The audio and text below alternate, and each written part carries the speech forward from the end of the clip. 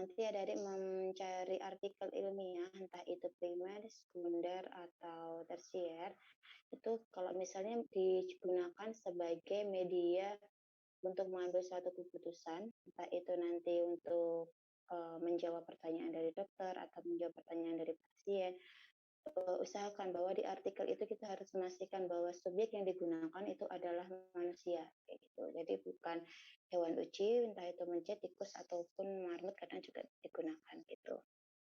Memang adanya kejadian klinis di situ di artikelnya itu. Nah, EWM itu merupakan hasil penelitian terbaru yang merupakan integrasi antara pengalaman klinik, pengetahuan patofisiologi, dan keputusan terhadap kesehatan pasien. Jadi bisa juga dari pengalaman klinik, entah dari kita ya, pernah bekerja di suatu rumah sakit, terus menemukan kasus demikian, terus kita misalnya mau memberikan informasi itu kepada dokter yang mungkin jaganya waktu itu bukan sama kita gitu kan. Kalau farmasi klinik kan kadang harus visit around juga gitu. Nah, itu bisa mungkin digunakan sebagai salah satu informasi kita gitu. Jadi dari pengalaman klinik, terus pengetahuan patofisiologi, dari patofisiologinya sendiri mungkin kita juga bisa kayak membuat keputusan juga gitu. Jadi dari kita harus paham patofisiologi manusia tadi itu bukan dari hewan beci. Nah, dari patofisiologi manusia itu, terus kalau misalnya diberikan suatu pesanan atau sinobiotik itu akan seperti apa dari patofisiologinya itu kan kadang bisa juga dilihat dari situ. Atau merupakan integrasi dari kejadian untuk menentukan terapi atau penata-laksanaan dari suatu penyakit. Nah, nanti dari evidence medicine itu kita juga akan bisa tadi, karena kita mengambil keputusan, kita bisa sampai ke sini untuk menentukan terapi. Oh, pasien tersebut atau kalau dokter tanya, Mbak, obat ini sama obat ini bagus mana gitu. Terus kita sudah mencari evidence-nya dari misalnya dari clinical practice guideline dulu, oh sudah ada di situ, oh bagus obat yang beda kayak gitu. Terus tadi dokter pakai yang beda, dosisnya berapa dan lain sebagainya. Nah, ini untuk penata laksanaan suatu penyakit tertentu. Atau kalau enggak ada pasien tanya gitu, atau kalau enggak ada membuat kayak suatu media informasi gitu kan, nanti media informasinya itu bisa untuk dokter, perawat, ataupun untuk pasien. Tapi pasti beda ya nanti kalau misalnya untuk perawat atau untuk nakes ataupun untuk pasien gitu. Bisa dibuat juga dalam bentuk suatu aplikasi mungkin kayak gitu. Jadi kayak media informasinya dalam bentuk digital. Nah, terus tadi itu dengan melihat beberapa penelitian dari kedokteran, dari kesehatan, dan juga literatur-literatur, baik itu secara individu ataupun grup, kita itu kalau misalnya udah sampai ke situ, dapat membantu dalam misalnya menentukan diagnosis yang tepat. Kalau ini dokter ya ranahnya ya. Terus habis itu rencana pemeriksaan terbaru gitu. Kita juga bisa merekomendasikan misalnya pasiennya mengalami efek samping apa gitu. Terus direkomendasikan misalnya nanti diskusi sama dokter minta untuk dilakukan cek lab tertentu. Ntar cek lab darah untuk melihat apa misalnya kayak gitu.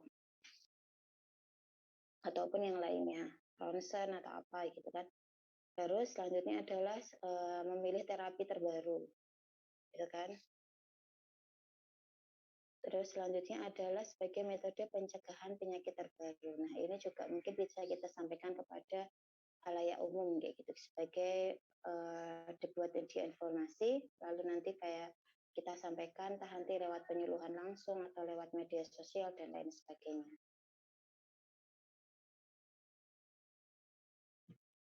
Nah, ini terkait yang kemarin ya, kalau selama ini jenis penelitian terbaik itu ada 2. Hal yang terbaik semuanya sebenarnya baik, cuman memang yang paling evidence-nya paling kuat itu adalah kalau dari penelitian ya, kayak clinical practice guideline itu kan kumpulan dari ini, jadi bukan penelitian, itu adalah randomized control trial sama meta analysis. Ini memang 2 paling atas gitu. Kalau RCT kan yang masih kelompok tertentu, kalau meta analysis kan gabungan dari RCT, beberapa RCT, jadi kan satu, terus dianalisis ulang.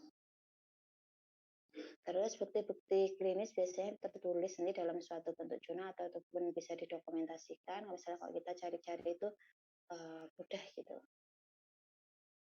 Sama halnya kalau misalnya di tempat pelayanan gitu juga. Jadi kalau misalnya kayak contohnya dulu itu adalah di suatu rumah sakit waktu saya praktek itu, di situ sudah ada kayak kumpulan kumpulan dari kayak misalnya mungkin bisa juga disebut sebagai clinical practice guideline ya. Jadi di Bangsal itu tuh ada ininya, ada kayak semacam clinical practice guideline itu ada. Jadi kalau misalnya pasien begini nanti terapinya begini, apa yang harus dilakukan itu ada semua gitu. Itu dalam bentuk dokumen di situ.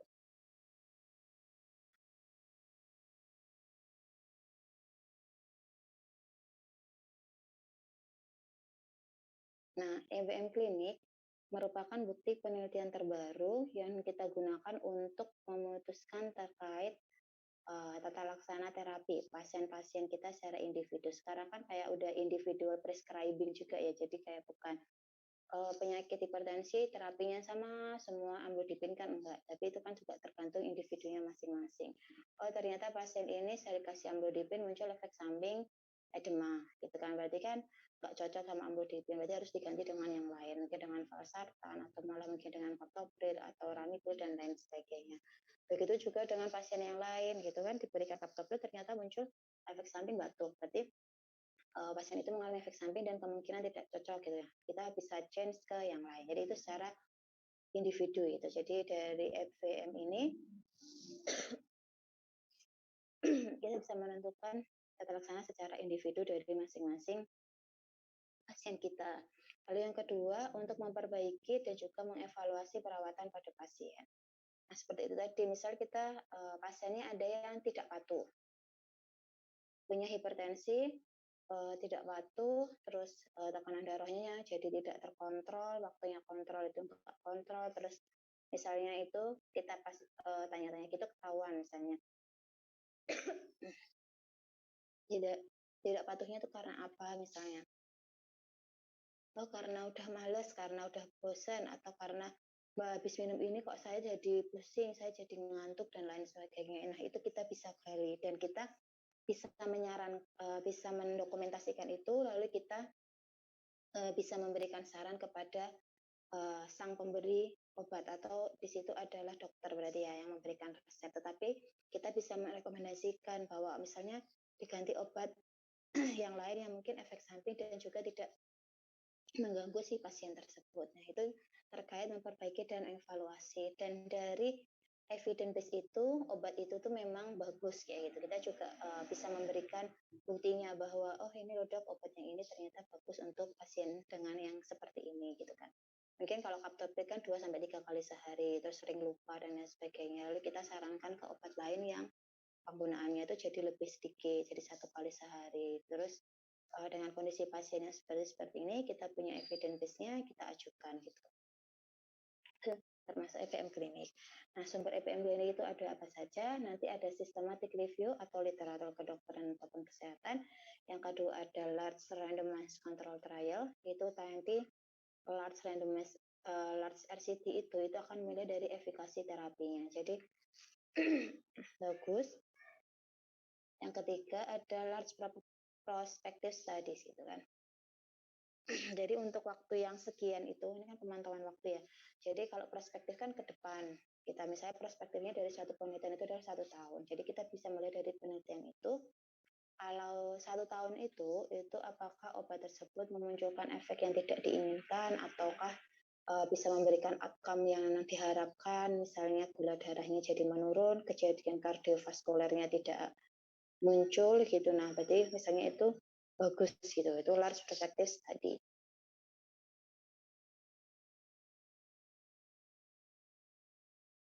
Nah, si EBM klinik ini bisa kita gunakan sebagai gold standar atau standar baku untuk praktisi klinis dan guideline terapi. Kalau kita sudah punya ini, kita kalau mau melakukan terapi itu melakukan rekomendasi terapi itu udah enak gitu. Jadi tinggal melihat ini gold standarnya apa, dan kita bisa merekomendasikan dari EBM klinik yang sudah kita punya gitu.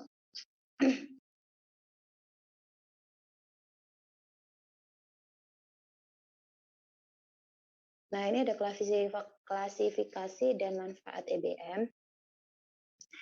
Klasifikasi EBM sendiri ada dua, yaitu evidence based guideline. Nah, untuk evidence based guideline ini lebih praktis. Dia akan dibuat oleh suatu organisasi. Kalau di Indonesia mungkin ada IDI, Ikatan Dokter Indonesia, terkait praktis guideline penyakit-penyakit tertentu gitu. Jadi ada perserikatan dokter IDI memang secara umum. Nah, di dalam IDI itu nanti mereka akan ada serikat-serikat apa ya, dokter spesialis-spesialis tertentu gitu. Nah, nanti mereka akan membuat suatu guideline, suatu pedoman dan juga aturan terkait tata laksana terapi. Itu adalah evidence based guideline. Lalu yang kedua terkait evidence based individual decision making. Jadi kalau ini secara individual, nanti juga seperti artikel ilmiah yang kita ambil gitu kan, itu masuk ke evidence based individual. Yang kedua terkait manfaat EBM. Manfaat EBM ini ada beberapa ya di sini terkait kedua klasifikasi itu. Nanti yang pertama dia dapat menurunkan mortalitas ataupun dari kematian pasien. Jadi EBM kita sudah trusted gitu kan, sudah bagus. Nah, dari EBM yang sudah bagus itu kita sarankan terapi, sarankan obat, sarankan apa, modifikasi lifestyle dan lain sebagainya, sehingga mortalitas itu akan menurun. Harapannya seperti itu. Yang kedua, memperbaiki derajat kesehatan. Jadi kalau udah bagus tadi kan menurunkan mortalitas, nah nanti derajat kesehatan dari yang kita berikan informasi itu harapannya juga lebih baik lagi, knowledge-nya juga lebih baik, seperti itu. Yang ketiga, mengevaluasi dan merencanakan terapi. Nah, seperti yang sebelumnya tadi ya, jadi terapi yang sudah diberikan itu bisa kita evaluasi dan juga kita bisa memberikan rencana terapi selanjutnya itu mau seperti apa, gitu. Ataukah masih mau dilanjutkan, ataukah misalnya mau di stop misalnya kayak gitu. Keempat, memilih pola hidup dan perawatan kesehatan terbaik gitu kan. Jadi ada kemungkinan bahwa diberikan modifikasi lifestyle juga, jadi healthy lifestyle. Jadi healthy lifestyle pun kita juga nggak bisa ngasal, misalnya ibu harus olahraga, makanannya sehat dan lain sebagainya gitu kan. Olahraganya mau seperti apa, makanannya sehatnya itu yang seperti apa gitu, boleh nggak makan daging, boleh nggak makan telur, itu kan harus kita sampaikan juga secara rinci. Kadang tuh kalau kita hanya menyampaikan harus makan yang sehat gitu, anggapannya mereka tuh kayak apa-apa tuh jadi nggak perlu dimakan gitu. Intinya tuh kalau makan sehat tuh makannya yang daun-daunan gitu, yang sayur-sayur aja. Nanti kayak daging, terus telur yang protein itu anggapannya itu kayak nggak boleh gitu. Padahal kan sebenarnya itu juga boleh, cuman mungkin memang ada restriksi tertentu kayak gitu. Di masyarakat masih seperti itu. Jadi kalau healthy lifestyle itu ya makanannya hanya yang daun-daunan kayak gitu. Daun-daunan, nggak boleh digoreng, apa-apa direbus ya. Nah, mungkin itu yang misalnya membuat media informasi, hal seperti itu mungkin bisa kita cantumkan. Makanan sehat itu seperti apa, ini, misalnya. Terus takarannya seperti apa, gitu. Sehari satu telur aja, atau 2 hari sekali, atau bagaimana, kayak gitu. Cara memasaknya, dan lain sebagainya. Nah, ini tadi terkait contoh EBM klinik. Di sini ada clinical guideline, the evidence based for type blood pressure untuk manajemen type 2 diabetes mellitus. Yang kedua, ada petunjuk praktis pengelolaan diabetes mellitus. Nah, ini oleh Perkeni. Perkeni itu Persatuan Dokteran Endokrin. Yaitu, tapi saya lupa panjangnya Pak. Jelas Dokter Endokrin Indonesia. Terus yang ketiga ada konsensus juga. Jadi selain petunjuk praktis, dia ada konsensus. Kalau konsensus itu lebih lengkap daripada ini. Ada pengelolaan dan pencegahan. Jadi di konsensus itu nanti dia ada ketambahan yaitu pencegahan gitu. Nanti adik-adik bisa cari gitu. Ada perbedaannya. Konsensus itu lebih tebal gitu. Kalau dilihat ininya, kalau petunjuk praktisnya ini terkait terapinya, lebih ke terapi, ada metformin, ada golongan sulfonylurea itu pakainya kapan, dosis insulin, kapan pakainya, kayak gitu. Tapi kalau di konsensus itu ada pengelolaan dan pencegahan juga. Jadi untuk supaya tidak terjadi diabetes di situ dijelaskan gitu. Terus selanjutnya misalnya juga ada GNC 7 ada 8, mesti sudah familiar juga ya ada di semua. Yaitu untuk hipertensi, ada American Diabetes Association misalnya untuk diabetes mellitus, terus dan lain sebagainya banyak. Atau IDSA misalnya itu untuk yang terkait antibiotik seperti itu.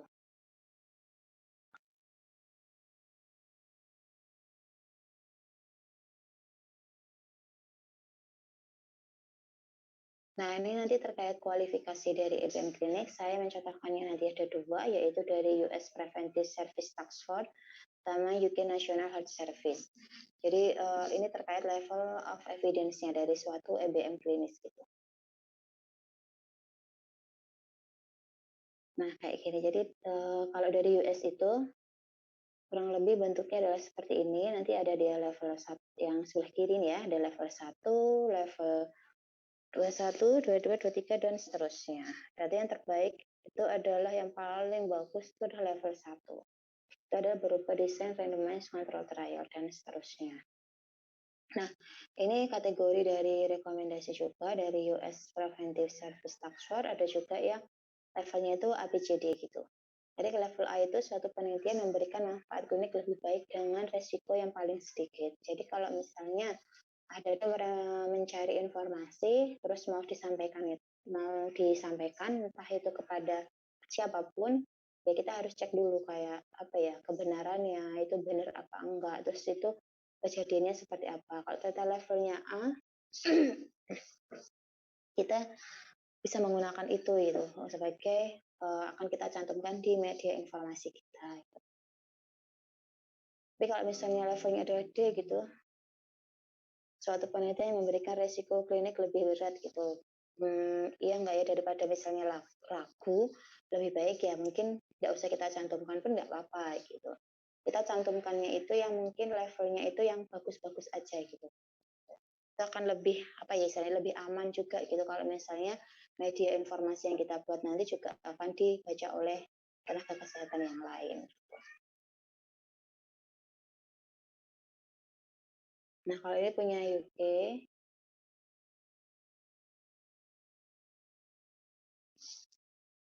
sebenarnya kurang lebih sama sih, cuman lebih ke apa ya? Kalau UK itu ada jenis ininya, penelitiannya gitu. Jadi dia pembagiannya itu berdasarkan pendekatan terhadap prevention, diagnosis, prognosis, dan juga terapinya. Level A itu RCT, cohort juga masuk di sini. Kalau tadi kan level 1 kan hanya bentuk yang randomized control trial aja ya di situ ya. Terus di sini juga keputusan klinik berdasarkan validitas pada populasi yang berbeda. Sebenarnya sama aja, cuman ini karena berbeda sumbernya UK, punya Inggris sama punya Amerika gitu. Jadi perbedaannya punya beda negara aja. Tapi kalau misalnya sama-sama A ya berarti kita bisa pakai semua. Entah itu nanti artikelnya mau dari US ataupun dari UK. Terus level B, consistent retrospective cohort, explanatory cohort, dan lain sebagainya di sini ya. Level C adalah case series atau ekstrapolasi dari B kayak gitu.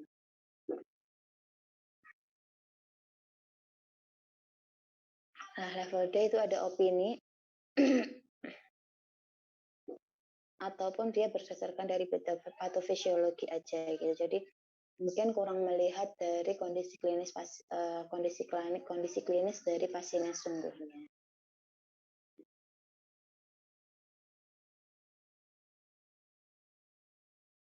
Nah ini kalau di semester sebelumnya kan mungkin sudah belajar ya terkait metode penelitian. Nah ini kalau misalnya di artikel ini ya itu kurang lebih gambarnya adalah seperti ini. Kalau meta analisis itu dia akan lebih ke mengevaluasi terapi. Karena memang meta analisis itu kan campuran gabungan dari beberapa RCT menjadi satu. Jadi dia akan mengevaluasi terapi itu dikumpulkan dari beberapa RCT yang sama-sama mirip gitu kan. Terus nanti kan jumlah sampelnya kan kalau digabungkan jadi banyak. Kalau sampel kita menjadi lebih banyak, hasilnya kan jadi lebih bagus gitu, jadi lebih akurat gitu kan. Semakin banyak sampel kan semakin bagus. Nah diharapkannya ya untuk meta analisis itu nanti akan seperti itu gitu. Nah, dia akan melihat efektivitas dan rencana penelitian selanjutnya. Jadi kalau sudah digabungkan 10 RCT misalnya, terus hasilnya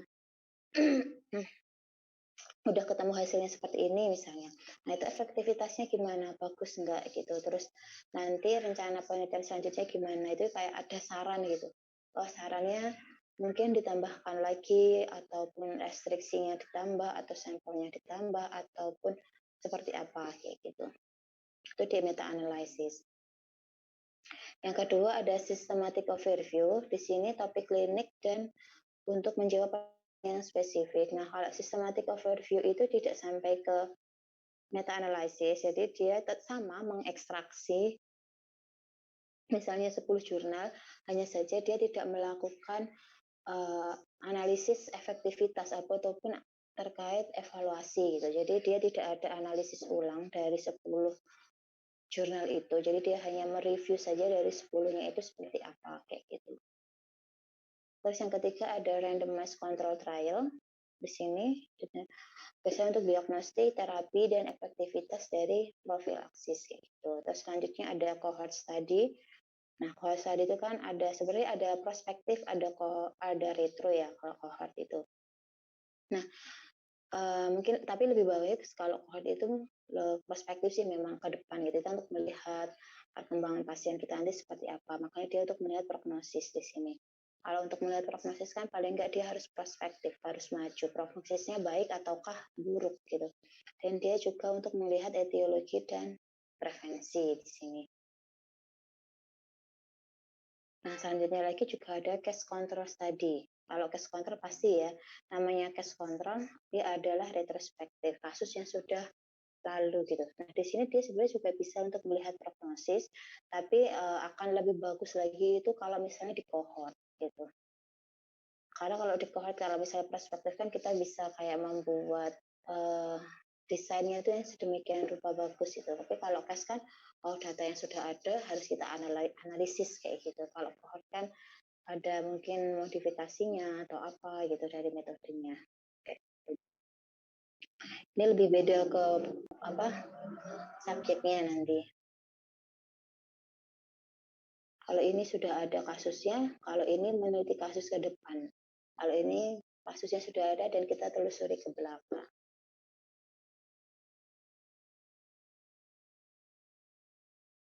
Dan yang terakhir ada cross-sectional study sama review gitu kan. Kalau cross-sectional itu kan potong lintang, jadi kita kayak hanya memotong di tengah-tengah, terus kita melihat hasilnya gitu. Banyak sih penelitian yang seperti ini, cuma kalau dia mau melihat sebab akibat, itu cross-sectional itu kurang bagus, kurang kurang trusted gitu, karena saat itu kan banyak faktornya, kalau misalnya kita hanya motong satu kali pengukuran saja gitu. Dan juga ada review. Review ini maksudnya review dari artikel lain terus seseorang mereviewnya kayak gitu. Jadi kayak mengambil intisarinya kayak gitu. Diringkas.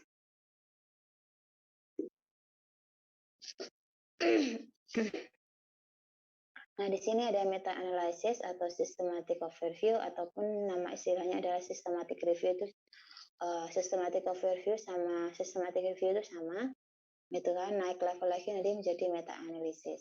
Digunakan untuk informasi terapi bila tidak ada penelitian RCT dalam jumlah besar. Karena tadi ya dia kan gabungan dari beberapa RCT. Yang kedua, dia itu meningkatkan kekuatan atau uh, kekuatan dari intervensi yang diberikan dari hasil penelitian CRCT-nya itu. Dan diolah secara statistik dan dia kayak dibandingkan gitu kan dalam kalau jumlah besar itu gimana, dalam jumlah kecil itu kayak gimana hasilnya, beda ataukah sama, beda signifikan atau tidak gitu. Yang ketiga yaitu meningkatkan presisi bila dibandingkan dengan beberapa penelitian RCT. Itu untuk meta analisis. Yang selanjutnya terkait randomized control trial, itu bila dilakukan dalam jumlah besar menjadi sumber yang paling baik untuk memperkirakan manfaat dan juga kerugian dari hasil penelitian. Ya, kalau sampelnya makin besar ya berarti hasil penelitiannya semakin bagus, semakin mewakili populasi yang ada. Selanjutnya, kesempatan yang sama di antara kelompok penelitian bisa meminimalkan bias atau kesalahan. Nah, ini nanti kalau misalnya dia melakukan penelitian gitu ya, untuk skripsi, yang terutama nanti di klinis ataupun di pelayanan atau di rumah sakit gitu ya, perhatikan bias gitu. Bias itu ya kalau di pelayanan misalnya adanya faktor misalnya komorbid, komplikasi, terus penggunaan obat lain. Nah, itu kalau misalnya kita mau melihat interaksi obat gitu kan banyak faktor itu tadi. Nah, faktor-faktor itu ganggu nggak ke hasil interaksinya tadi itu. Nah, itu juga harus dipertimbangkan di situ supaya hasil yang kita mau itu ya memang berdasarkan dari interaksi obatnya itu gitu, bukan karena dari faktor yang lain. Selanjutnya ada metode double blind RCT. Nah, double blind itu merupakan gold standar untuk mengetahui efek terapi atau intervensi. Kalau enggak kita double blind, terus pasiennya tahu sebagai pasien bukan pasien uji coba ya, pasien yang diberikan intervensi. Pasien yang diberikan intervensi, nanti kan kita mau melihat efektivitas nih, efektif enggak nanti pasiennya uh, malah jadi kayak apa ya? Kalau dia tahu dia sebagai ini tuh kadang kayak dibagus-bagusin atau malah kadang uh, kayak gimana ya biar hasilnya tuh bagus gitulah. Tapi kalau pasien itu nggak tahu kan ya udah seperti biasa, jalan seperti biasa. Nah itu bisa mengurangi bias juga. Jadi salah satu bias itu adalah salah satu caranya dengan mendouble blind. Triple blind juga nggak apa-apa. Perawat, dokter, pasien nggak tahu. Nah itu tadi terkait EBM. Adakah yang mau ditayangkan?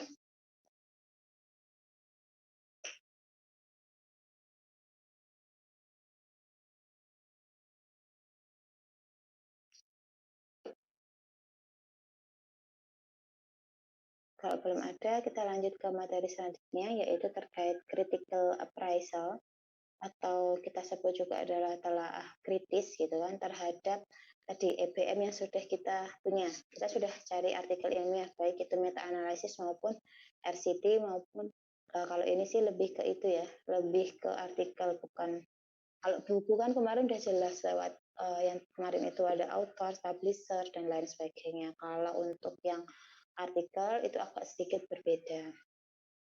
Di sini saya akan menjelaskan terkait RCT dan meta analysis, tapi nanti terkait prakteknya untuk yang RCT nanti akan disampaikan oleh Bu Maya. Jadi sini RCT nanti hanya overview saja, review gitu.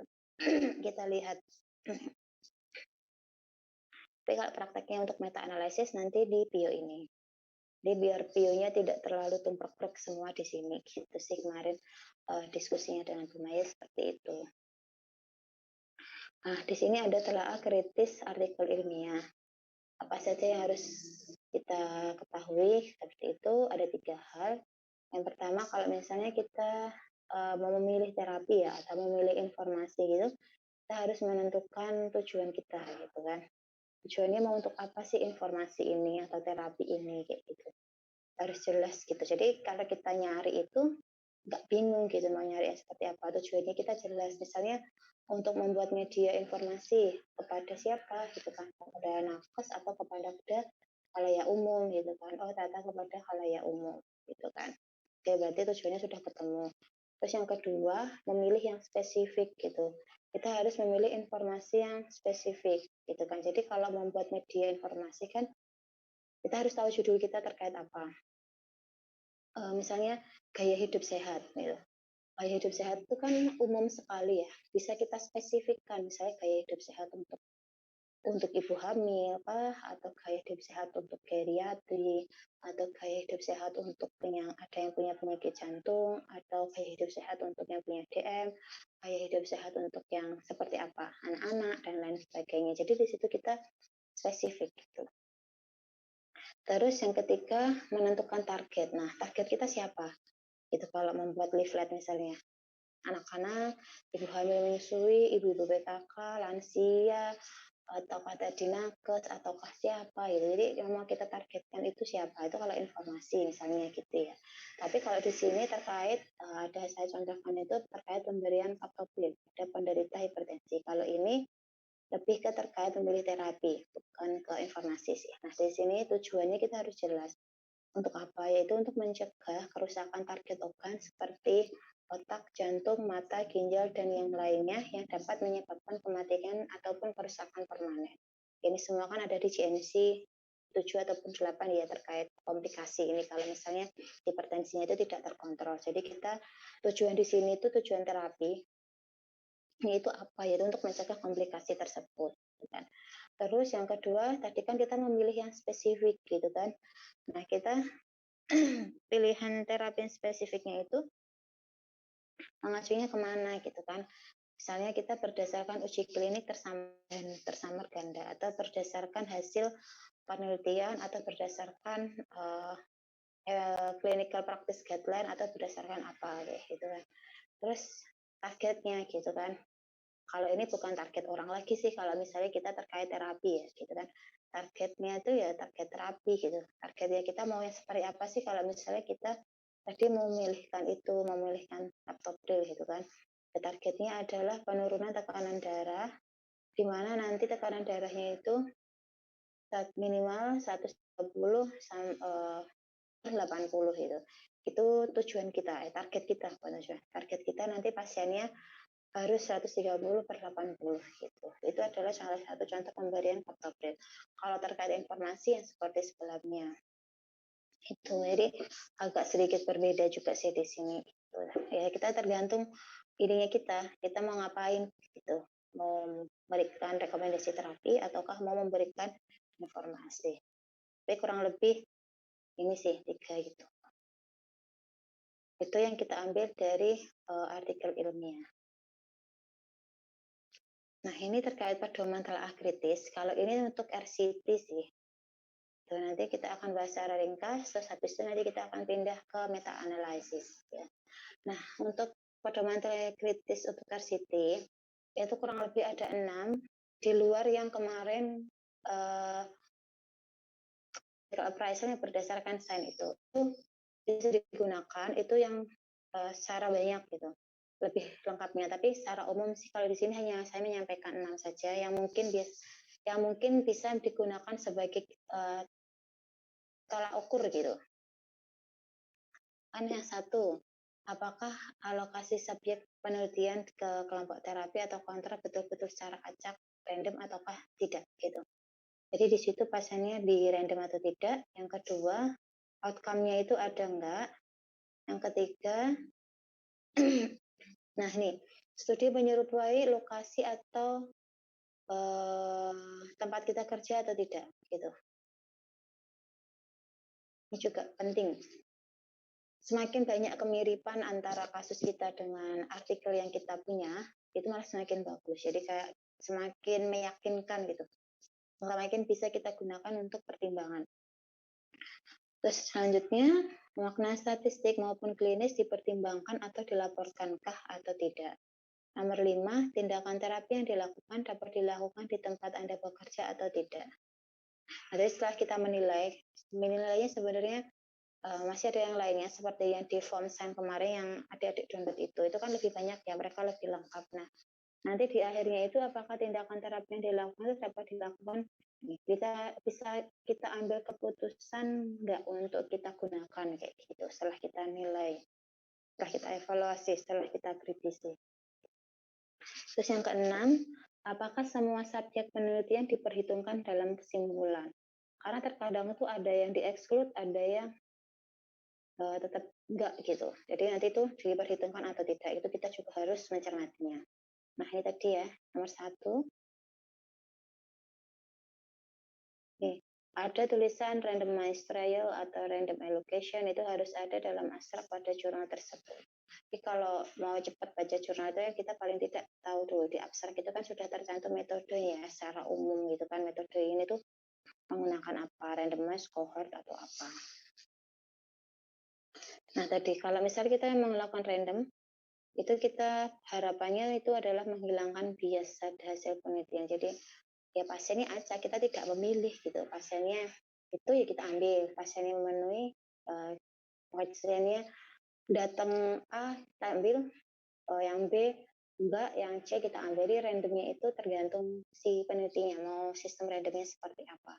Ganjil genap ataukah gimana diselang-seling ataukah pakai undian atau gimana. Yang kedua, apakah semua luaran outcome itu dilaporkan? Nah, contohnya seperti ini. Ini ada hasil uji klinis random terkait clofibrat pada penyakit jantung koroner. Jadi ada kelompok placebo, ada kelompok intervensi.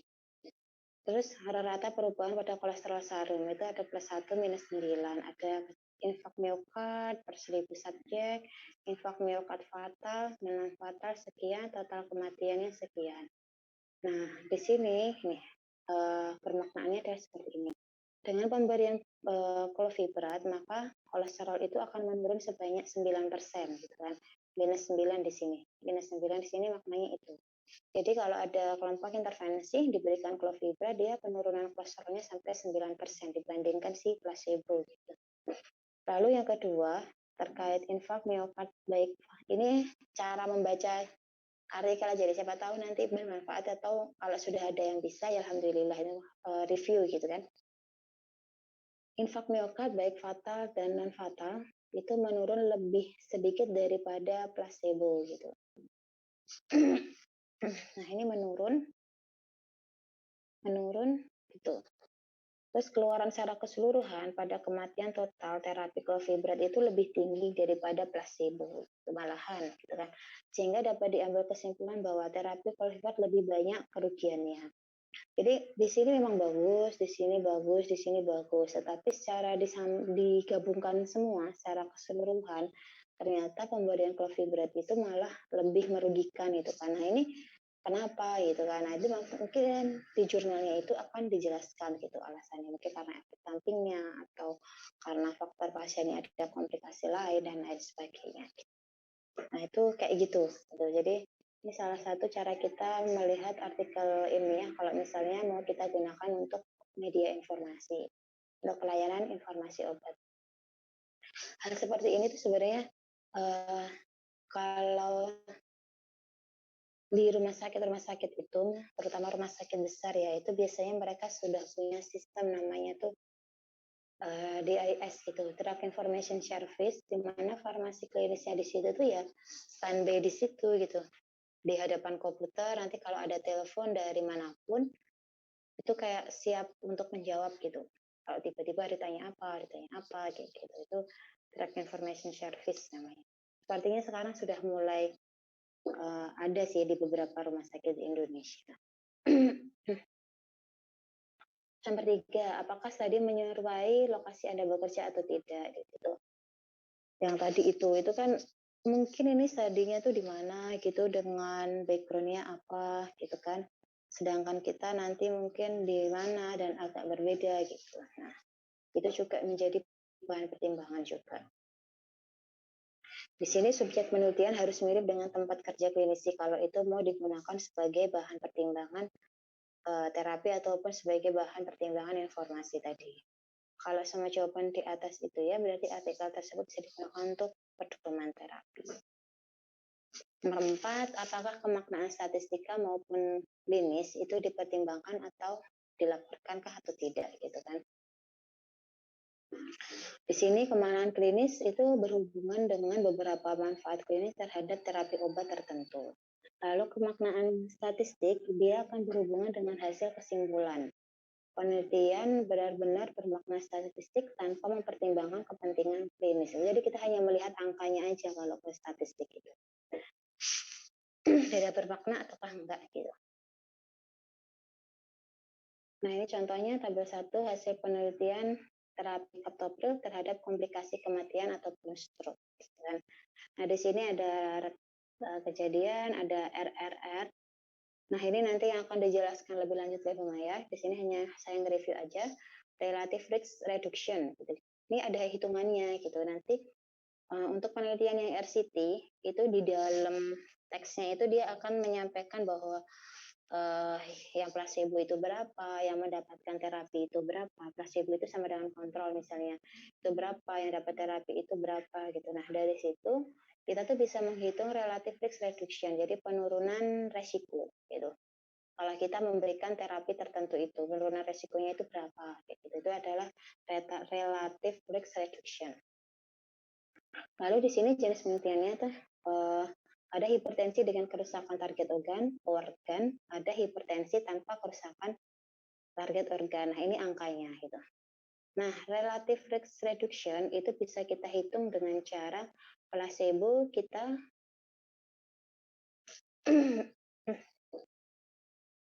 kita kurangi, terus kita bagi. Nah, di sini angkanya ini adalah angka yang kita dapat dari hasil penelitian gitu. Ini saya tidak mencantumkan ininya sih, gitu. Tapi kalau ini nanti akan dibahas lebih lanjut ke mata kuliah yang lain gitu. Nah, nanti kita akan mendapatkan RRR sama RRR dari keduanya, dari kedua kelompok ini. Nah, ini terkait tadi kerusakan target organ dan lain sebagainya. Nah, di sini kita akan mendapatkan ARR. Setelah RRR, maka kita akan mendapatkan ARR juga atau absolute risk reduction. Nah, di sini itu kemenakan klinis atau klinisnya itu bermakna itu dapat dilihat dari nilai RRR ataupun ARR. Jadi, kalau misalnya kita mau pakai RCT itu buat penelitian, nggak cukup hanya sekedar misalnya melihat berdasarkan tabel atau hasil yang disajikan di artikelnya. Jadi mungkin kita untuk menambahkan kemaknaan klinisnya lagi, kita harus menghitungnya lagi, yaitu nanti menggunakan RRR ataupun ARR di sini. Nah, tabel 2 ini dapat dilihat bahwa terapi captopril itu dapat menurunkan komplikasi target organ ini sebesar 0,8 dibandingkan 2,2 dengan RR-nya adalah 64%, sedangkan komplikasi tanpa kerusakan target organ itu 0,4 yang diberikan terapi captopril dibandingkan 1 yang placebo dengan RR 60.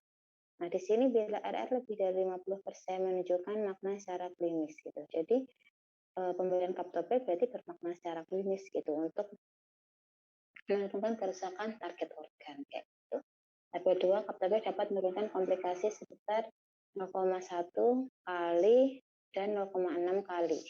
Jadi ini maksudnya tabel ini kan ada 0,14. Jadi captopril itu dapat menurunkan komplikasi sebesar 0,14 kali dibandingkan placebo.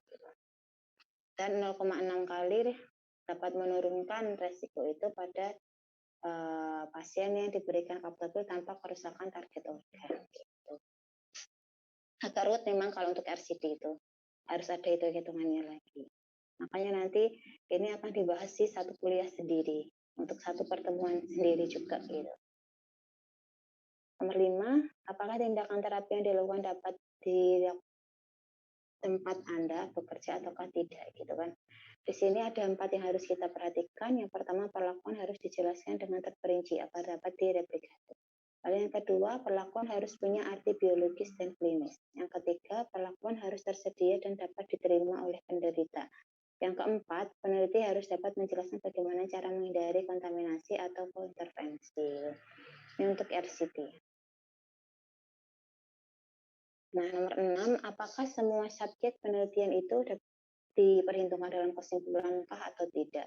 Nah, di sini kita sebagai pembaca ya nantinya itu harus jeli gitu dalam membaca suatu artikel gitu. Kita harus lihat dulu di metodenya, adakah yang di-exclude ataukah dilaporkan semua gitu. Misalnya kalau dia mengalami efek samping, nah kalau bisa dilaporkan semua nanti itu bias atau tidak gitu kan. Seperti itu. Oke, sampai sini apakah ada yang mau ditanyakan? Masih ada satu lagi materi.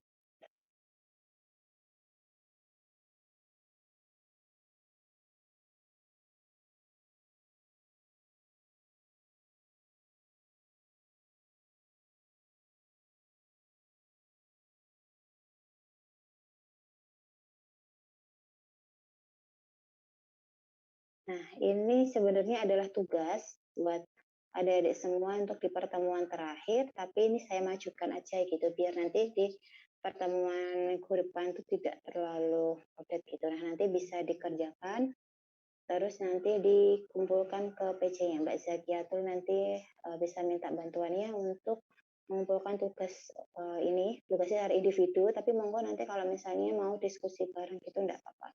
Nanti diketik aja. Oke, Nah, Bu. ini untuk meta analisis. Nah, ini terkait critical appraisal ya. Tadi kan sudah terkait RCT. Nah, ini adalah nanti kita prakteknya terkait critical appraisal untuk meta analisis. Nah, ini ada kasusnya nanti seperti ini. Tuan Haji 62 tahun datang ke rumah sakit UNS dengan keluhan paralisis lengan kanan dan kesulitan bicara. Setelah speech gitu kan. Gejala tersebut berlangsung selama 15 sampai 20 menit. Lalu dokter mendiagnosis Tuan Haji menderita TIA. Terus pasien memiliki riwayat hipertensi dan juga dislipidemia. Setelah 2 hari dirawat, pasien dinyatakan boleh pulang. Lalu dokter ingin meresepkan antiplatelet untuk obat pulang sebagai recurrent stroke prevention, yaitu untuk mencegah kekambuhan stroke untuk Tuan Haji. Nah, kemudian dokter ini menanyakan kepada farmasi klinis, pada apoteker di sana, di Mas MS, apakah pemberian dual antiplatelet yaitu aspirin dan clopidogrel lebih baik daripada antiplatelet tunggal. Jadi sebenarnya PIO itu simpel gitu kayak gini. Jadi dokter itu nanya gitu, cuma nanya antiplatelet double lebih baik enggak daripada yang single gitu kan, daripada yang tunggal gitu. Tapi kalau misalnya dokter tanya gitu, berarti kita harus tahu dulu background-nya gitu kayak kemarin. Kita harus cari tahu dulu dokter kenapa kok nanya seperti itu gitu kan. Berarti kita harus tahu gitu kan. Setelah kita telusuri, oh ternyata ada kasus seperti ini dan lain sebagainya. Terus lalu bagaimana cara menjawabnya? Nah, berarti kemarin salah satunya adalah kita mencari sumbernya gitu. Sebenarnya sumbernya boleh tersier gitu, tersier dulu dari misalnya dari buku gitu kan, farmakoterapi handbook. Tapi di situ ternyata tidak cukup menjawab gitu kan, karena ternyata pasien ini cukup cukup spesifik misalnya kayak gini ada riwayatnya atau apa. Kalau di farmakoterapi handbook kan tidak spesifik yang seperti ini. Lalu kita naik untuk mencari di sumber sekunder gitu. Nah, di sumber sekunder kita menemukan misalnya meta analisis gitu kan untuk pasien tersebut. Lalu hasil dari meta analisisnya itu harus kita nilai dulu apakah bisa menjawab pertanyaan yang dokter tadi sampaikan kah atau belum gitu. Nah, terus bagaimana cara kita menilainya ya dengan melakukan critical appraisal itu. Nah, pertanyaannya akan sedikit berbeda dengan yang di RCT tadi untuk meta analisis. Ini contohnya, sini akan saya menjelaskan, nanti mungkin ada bisa langsung praktek untuk menjawabnya gitu ya. Untuk pertanyaan yang pertama, apakah pertanyaan penelitian didefinisikan dengan jelas dan spesifik gitu? Tenang aja, nanti untuk jurnalnya ini saya sudah ada jurnalnya, nanti itu kayak adik-adik itu tinggal menilai jurnal yang saya dapat itu tuh bisa nggak untuk menjawab ini kayak gitu.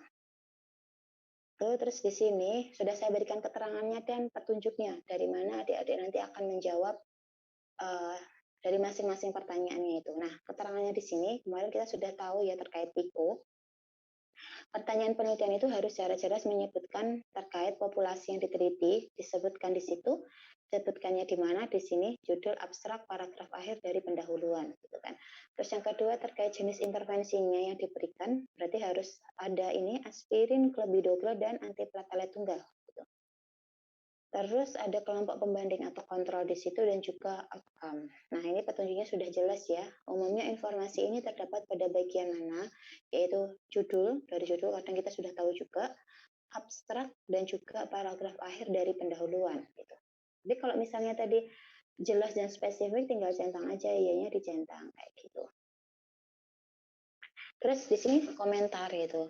Nah, silakan kolom komentar ini nanti adik-adik menjelaskan gitu kan terkait ini, dituliskan populasinya siapa dari hasil artikelnya itu.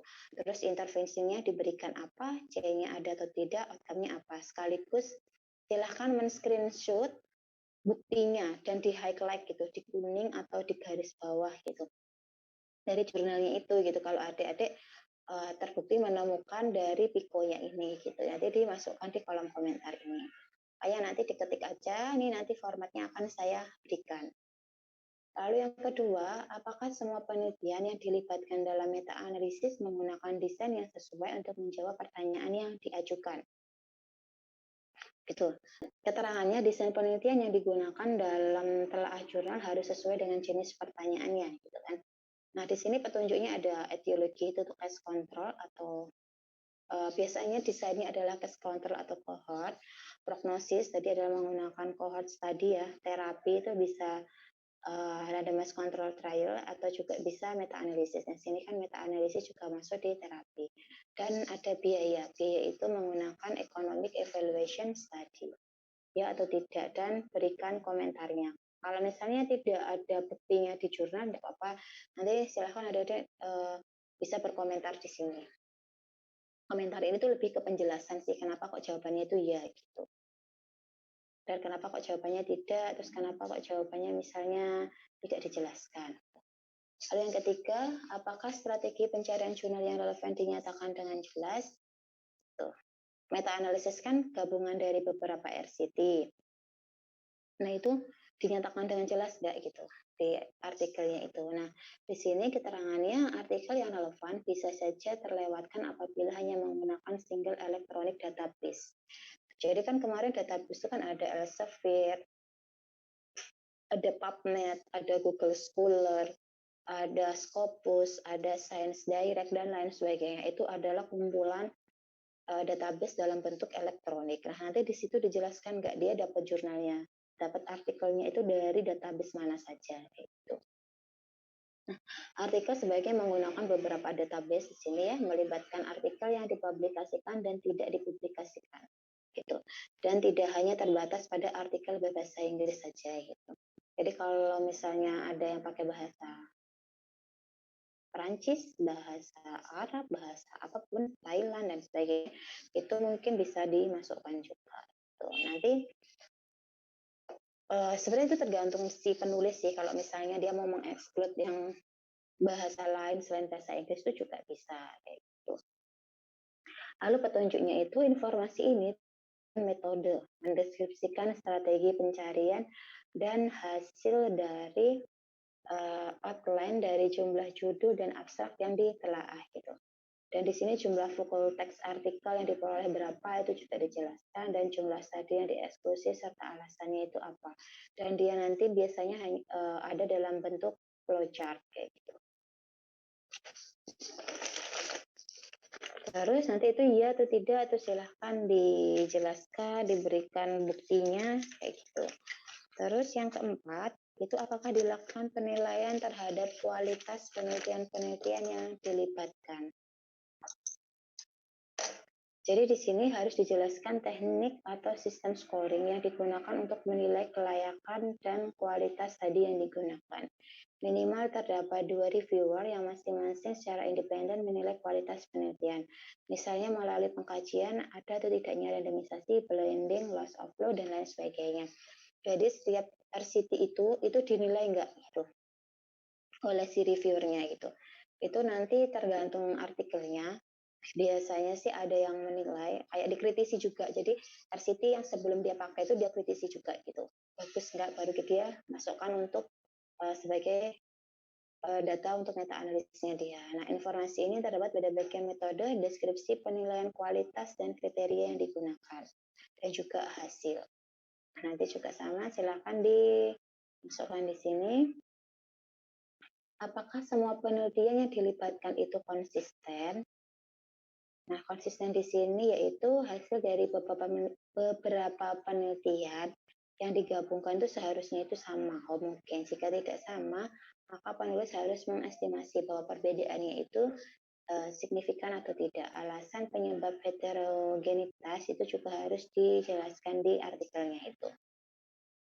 Nah, ini juga sebagai bahan petunjuknya, pertimbangan konsistensi dapat dilihat dari penilaian terhadap perbedaan populasi studi yang dilibatkan, perbedaan dari terapi, rute pemberian, cara penilaian outcome, perbedaan kualitas studi gitu. Penilaian statistik dapat dilihat dari satu forest plot. Jadi kalau meta analisis itu kan ada tambahan analisis lagi. Nanti bisa dilihat dari sini forest plot sama Cochrane Q, Cochrane Chi-square gitu. Atau yang ketiga bisa juga dia dari I kuadratnya gitu. Jadi dilihat aja dari situ nanti hasilnya seperti apa. Dan silahkan bisa dijelaskan di sini gitu kan.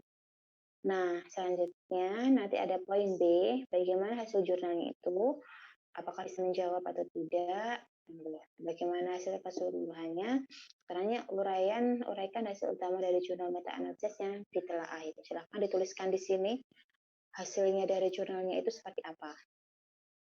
Nah, di sini petunjuknya adalah lihat lebar wajib dari forest plot beserta nilai p-value-nya. Apabila hasil akhir yang dinilai berupa variabel skala nominal, maka outcome disajikan dalam bentuk beda rasio. Gitu. Jadi nanti di sini itu akan kelihatan gitu. Jika hasil akhir berupa variabel dengan skala numerik, maka hasil disajikan dalam bentuk mean difference.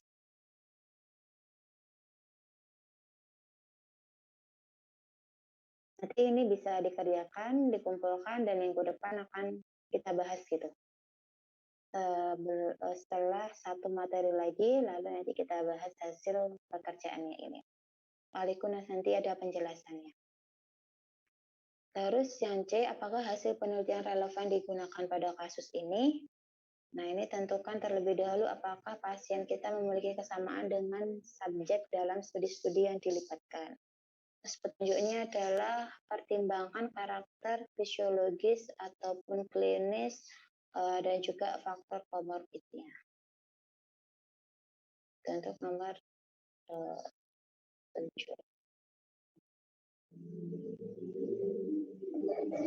Terus nomor 8, apakah outcome penting untuk dipertimbangkan?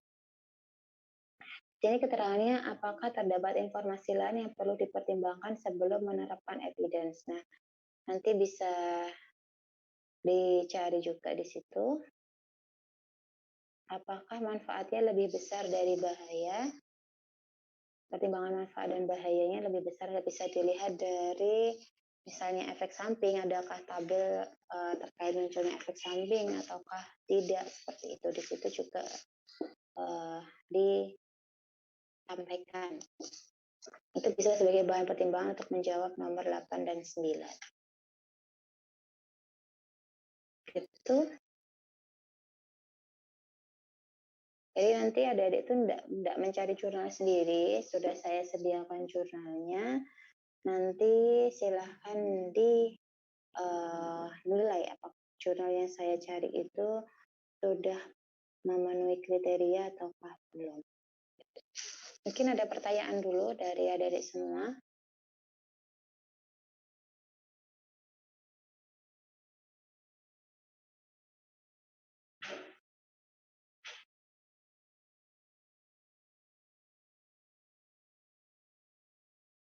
Nah, jurnalnya itu ini.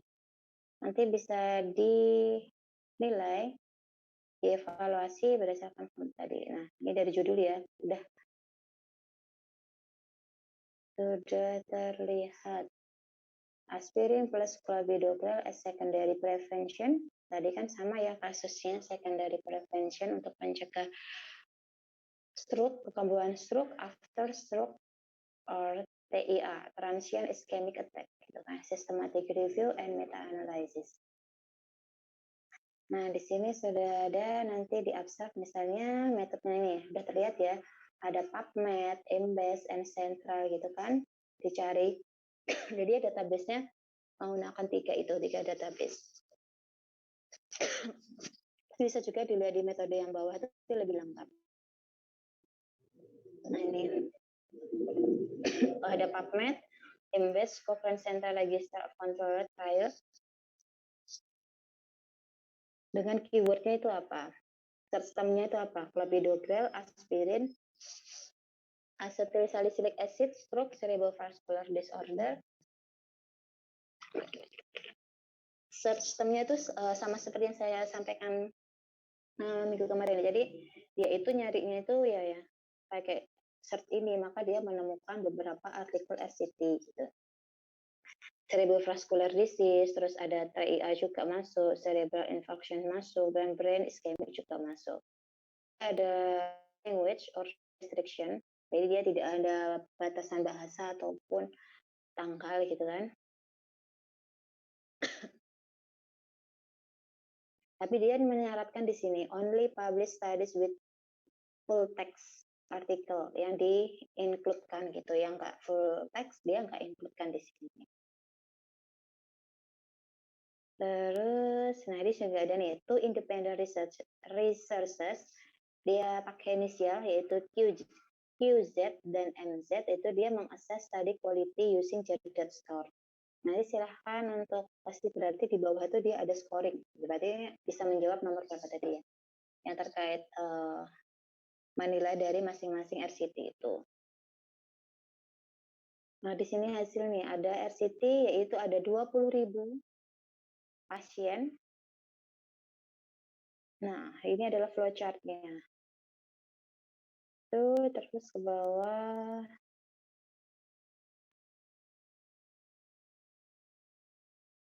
Nah, ischemic stroke.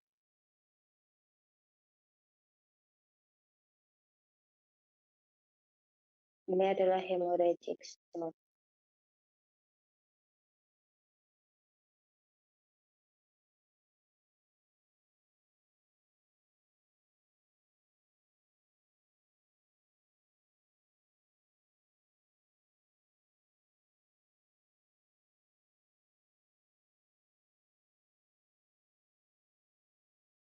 Udah, jadi cuma dikit aja gitu, segini doang.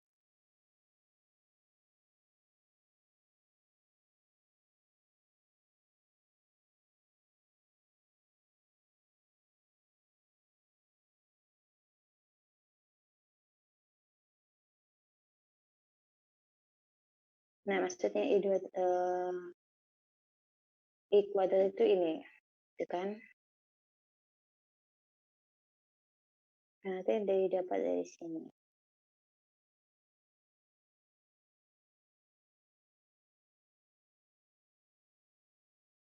Gitu.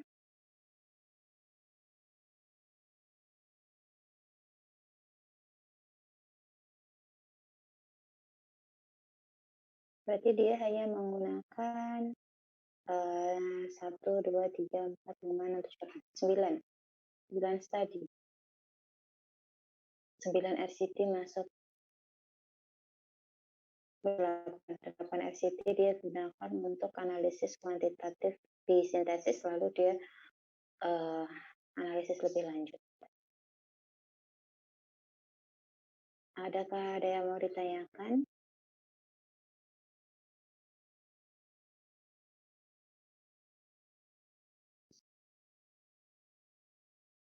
Bu, mau tanya, Bu.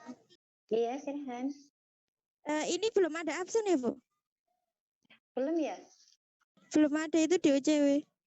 Oh iya ya, nanti setelah ini saya buka itu. Oke, absennya berarti nanti pagi ini, terus nanti siang saya buka lagi, jadi absennya 2 kali. Oke, yang lainnya ada yang mau ditanyakan? Untuk hari ini sudah sih materinya ini. Terus ini sebenarnya tugas kan di pertemuan terakhir, tapi saya majukan aja biar nanti di pertemuan minggu depan bisa kita bahas kayak gitu. Tapi jangan lupa dikumpulkan dulu. Ini tugasnya dikumpulkan di Spada, Bu, atau di mana? Enggak, dikumpulkan biasa aja, nanti bisa ke email saya atau via WA aja nggak apa-apa, tapi dijadikan satu. Nanti saya minta tolong Mbak Zakiatul untuk mengumpulkan jadi satu, terus nanti dikirimkan ke saya gitu. Jadi nggak satu-satu ngirimin gitu. Oh, oke, Bu, siap. Deadline-nya minggu depan ya, Bu, berarti? Hari Rabu kan berarti terakhir nanti hari Selasa ya. Biar nanti nggak nambah kerjaan ke belakang-belakang gitu. Maksudnya habis itu dikumpulin terus udah, terus kita bahas, terus nanti kalau punya adik-adik mungkin ada yang kurang sesuai jawabannya, nanti bisa dibenarkan gitu. Tapi nanti sudah dikumpulkan ke saya gitu sebelumnya. Kayak gitu. Oke, Bu, siap. Nanti silahkan bisa diskusi bareng kalau maksudnya kan ini sebenarnya tugasnya individu, tapi kalau misalnya ada mau diskusi bareng sekelas terkait menjawab ini, ya tidak apa-apa monggo, tapi nanti ngerjainnya tetap sendiri-sendiri seperti itu.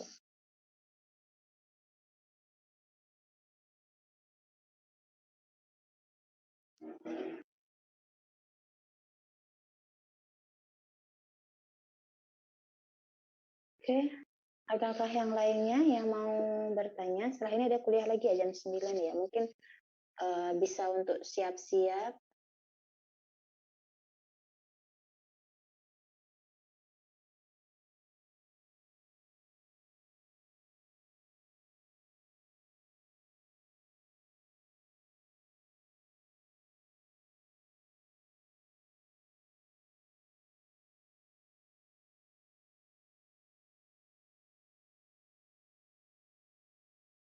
Yang mau bertanya silahkan, kalau ada yang mau ditanyakan.